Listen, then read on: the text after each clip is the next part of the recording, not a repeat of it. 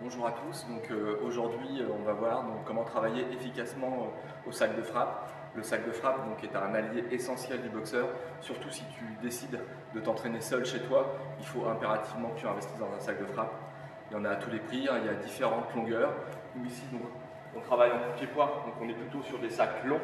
Vous pouvez même voir quelquefois voir des sacs qui touchent le sol pour éviter qu'ils bougent, ou quelquefois aussi ils sont bloqués par un pneu. Voilà, c'est une possibilité également. Quoi qu'il en soit, le sac de frappe c'est un outil essentiel du boxeur, et donc juste après le générique, je te montre les clés pour travailler efficacement au sac. C'est parti.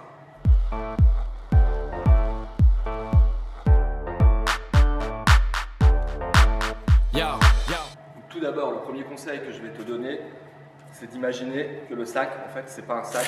Le sac, c'est ton adversaire. Le sac, c'est un adversaire. Un peu à l'instar du shadowboxing, où c'est pas juste envoyer des coups dans le vide, c'est se conditionner à travailler un adversaire plus grand, à travailler un adversaire plus fort, plus lourd, plus rapide. Le sac, c'est un peu la même chose. C'est d'imaginer ce sac comme étant un adversaire. Donc, avant ta séance, voilà, tu te dis, voilà, il est plus grand que moi ou il est plus costaud que moi, je vais devoir casser la distance ou à l'inverse, je vais devoir travailler de loin. Donc ça, c'est le premier conseil que je vais te donner. Le sac, c'est un adversaire, c'est un partenaire. Donc faire ce travail de visualisation préalable, c'est important selon moi. Voilà. Deuxième conseil, le sac, c'est effectivement un outil pour travailler la puissance, pour travailler la rapidité. C'est aussi un outil essentiel pour travailler la précision. La précision, c'est la clé, on va dire, du sport pied-point. Tu peux travailler comme un bourrin tous tes coups, sauf que le gars, il va être habitué, il va être protégé et autres. Il vaut mieux travailler sur un coup efficace, mais super précis. Déjà, tu dépenseras beaucoup moins d'énergie, et puis la probabilité que tu touches est quand même beaucoup plus importante, surtout si tu travailles au bon endroit. Voilà. Il y a des clés, il y a des zones de chaos, on pourra voir ça dans une prochaine vidéo. Focalise-toi sur les bonnes zones. Okay, donc repère par rapport au sac, ou si tu tournes menton, ou si tu plexus, où se situe le haut de ta cuisse si tu travailles en pied-point, en zone basse, en kick, en kawan. Voilà, donc c'est important d'avoir les bons repères. Il existe aussi des sacs avec des cibles numérotées ou avec des lettres. Ça peut te permettre de travailler tes enchaînements. Voilà. Donc repère bien les hauteurs et règle-toi également par rapport à ça. C'est super important. Voilà pour le deuxième conseil que je souhaitais te donner aujourd'hui. Autre conseil, alors qui est plutôt un ensemblier, on va dire, du travail au sac. Comme je l'ai dit précédemment, le travail au sac, donc tu peux le travailler en puissance, des coups lourds. Voilà, donc tu peux travailler sur des coups lourds. A l'inverse, tu peux travailler donc sur des coups rapides.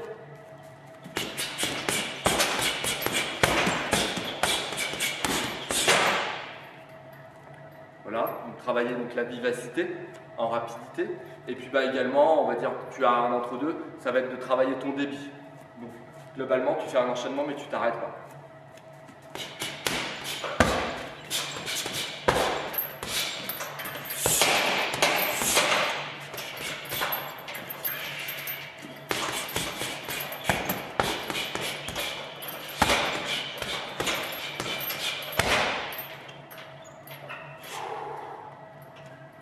Donc voilà trois grandes façons de travailler au sac, en puissance, en rapidité, en débit.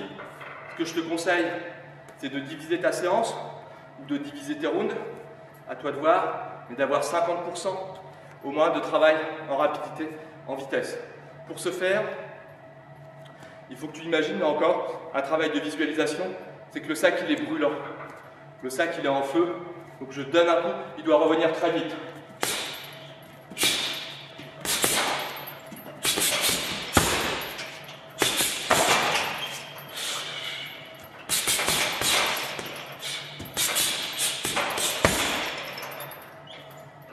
Voilà, le sac il est brûlant, donc travaille sur ta vitesse, c'est important. L'idéal étant donc de te focaliser sur ta vitesse, mais d'allier la vitesse avec ton travail de précision. D'accord? Donc j'ai repéré auparavant, par exemple, que la zone du foie ou de la rate est à peu près à la base du T. Je vais m'entraîner dans mes enchaînements, qu'ils soient rapides ou qu'ils soient lourds, idéalement sur les rapides, à être précis.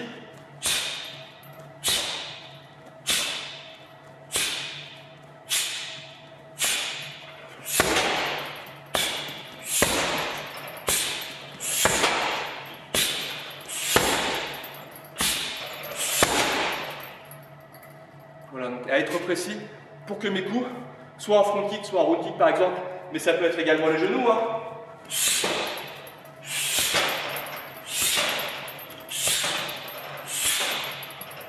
Soit au niveau de cette zone.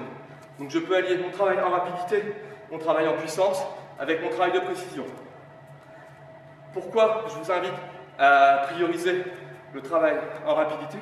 Tout simplement parce que la formule de l'énergie, c'est la masse fois la vitesse au carré. Donc plus vous êtes rapide, plus vous donnez de l'énergie, plus vous avez de l'impact, plus vous avez de chances de mettre un KO. Sans forcément être sur une frappe lourde. Voilà, une frappe tonique vous mettra moins en danger, une frappe tonique vous fera moins dépenser d'énergie, une frappe tonique vous permettra de réagir et de vous repositionner derrière. Je mets une frappe lourde, je m'écrase sur mes appuis. Ça ne veut pas dire qu'il ne faut jamais mettre de frappe lourde, mais on met une frappe lourde quand j'ai vu le trou, quand j'ai vu l'opportunité. Je l'ai coincé dans les cordes, il s'est mis en boule, voilà, une frappe lourde en bas. Il va rebaisser les bras, boum, je remonte en haut, d'accord? Mais uniquement quand il y a l'opportunité. Si vous travaillez toujours fort, puissant, lourd, globalement votre adversaire il s'habitue, voilà, et il va s'adapter, il va travailler peut-être en étant plus mobile et il risque de vous mettre dans le vent.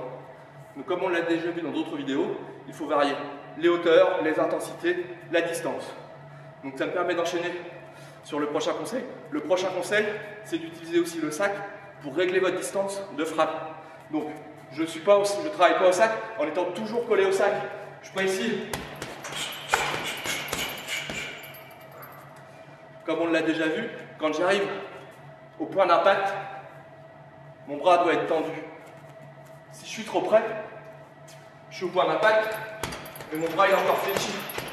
Donc toute l'énergie, elle est restée là. Donc bien s'habituer également au sac, donc à travailler à la bonne distance pour arriver à l'impact avec le bras tendu. Et également pour travailler ses déplacements, on peut travailler ses déplacements au sac. Donc là encore, si je suis trop près, je n'ai pas besoin de me déplacer. L'idée, c'est d'être à sa distance de box de round. Voilà, je suis. Voilà, je travaille, je me déplace. Et j'enclenche. Et je bouge. Et je retourne. Et je bouge. Plus loin, voilà.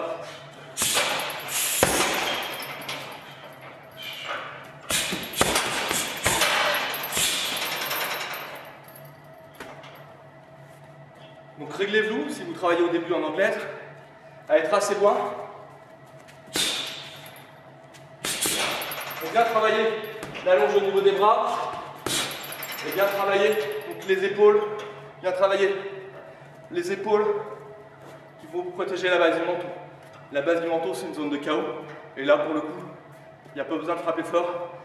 Il y a plein de terminaisons nerveuses, notamment une située là, si vous passez votre pouce sur le menton, vous allez sentir un petit creux, juste ici, hein. Même un petit coup, une petite claque ici, vous la sentez tout de suite. Donc voilà, bien travailler votre distance. Donc je travaille assez loin du sac.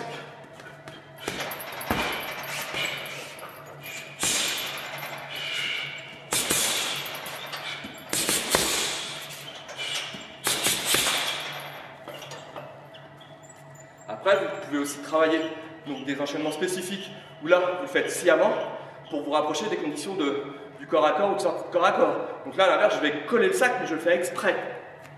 Ok ? Je suis en corps à corps, je peux travailler mon crochet percute. Donc avant ou arrière. Voilà. Donc, vous pouvez travailler également fort, mais en étant proche du sac. Et ça, il faut le décider avant. L'idéal étant de commencer par avoir des bonnes bases, donc de bien se déplacer et de bien travailler à distance. Donc, autre conseil valable au sac et qui est valable partout, c'est de varier ses enchaînements, varier ses hauteurs, varier la distance, varier la puissance de frappe. Entraînez-vous à ne pas toujours faire la même chose. Au début, dites-vous je vais faire 1, 2, 3, 1, 2, 3, 4. Voilà, pour habituer votre cerveau à envoyer des enchaînements. C'est aussi l'intérêt de travailler en rapidité. Si vous travaillez en rapidité, vous serez obligé de faire des choses différentes. Ce qui est important également, dans la plupart des sports de combat, j'ai fait beaucoup de judo, et en judo, on travaille sur une spéciale. Voilà. On a un coup, on a un enchaînement favori qu'on répète à chaque séance, des dizaines et des dizaines de fois. mais j'ai envie de vous dire qu'en boxe c'est pareil. Sauf qu'on n'aura pas un spécial. L'idée c'est d'avoir 2-3 enchaînements favoris qu'on sait qu'on peut placer assez facilement, qui permettent aussi de se rassurer. Voilà, j'ai été touché, je suis mal, l'adversaire il est fort. Alors, cet enchaînement-là, il peut me permettre de reprendre le dessus, il peut me permettre de reprendre la confiance. Donc chacun, voilà, a ses coups de pied favoris, ses enchaînements favoris, que ce soit en poing ou avec les genoux, sur des retournées, des choses comme ça. Travaillez-les avec vos partenaires, mais travaillez-les également au sac. Il faut vraiment répéter vos gammes. Voilà. Il faut répéter ces gammes pour que le cerveau intègre et que ça devienne quasiment un réflexe. Et là, vous êtes après à un autre niveau de boxe, quand ces 2-3 enchaînements-là, ils deviennent réflexes. Et donc la dernière chose, même si on en a déjà parlé auparavant, c'est de profiter aussi du travail au sac pour travailler le déplacement. Voilà.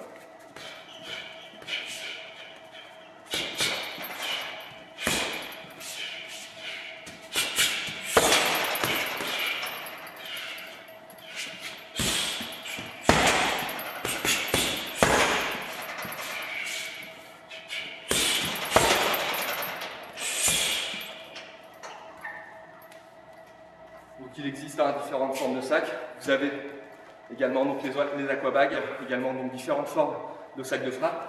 Les aquabags, celui-ci pour le coup, il va être parfait pour travailler les uppercuts ou les crochets au foie ou à la rate. Pour le coup, lui on l'a réglé à la bonne hauteur dès le départ. Donc je peux travailler fort dans les flancs, ça reproduit en plus assez fidèlement la sensation de frappe sur un partenaire, sauf pour les pieds où là pour le coup ça boule. Ok? Et pareil, vous êtes bien réglé au niveau de la tête. Vous pouvez travailler vos enchaînements comme au sac, en se déplaçant.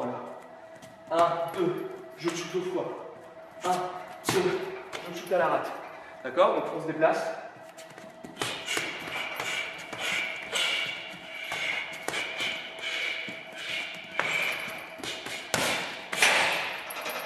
Voilà, c'est super sympa aussi pour travailler. Vous avez également donc, une autre forme de sac qu'on appelle soit des poires à uppercut, soit vous avez également des aquabags comme ça. Donc pareil, il faut bien le régler et vous pouvez travailler vos enchaînements uppercut, crochet. Voilà, je suis au sac, je suis à distance, je m'approche, bam, bam, bam. Je suis là, hop, hop, et je retourne, et je rebouge. Je désaxe, hop, hop, hop, hop. Et je désaxe là.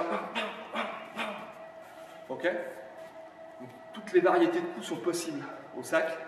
Prenez vraiment le sac comme un allié, comme votre partenaire d'entraînement quand vous êtes seul. Sachant qu'on peut aussi donc, faire des séances collectives au sac.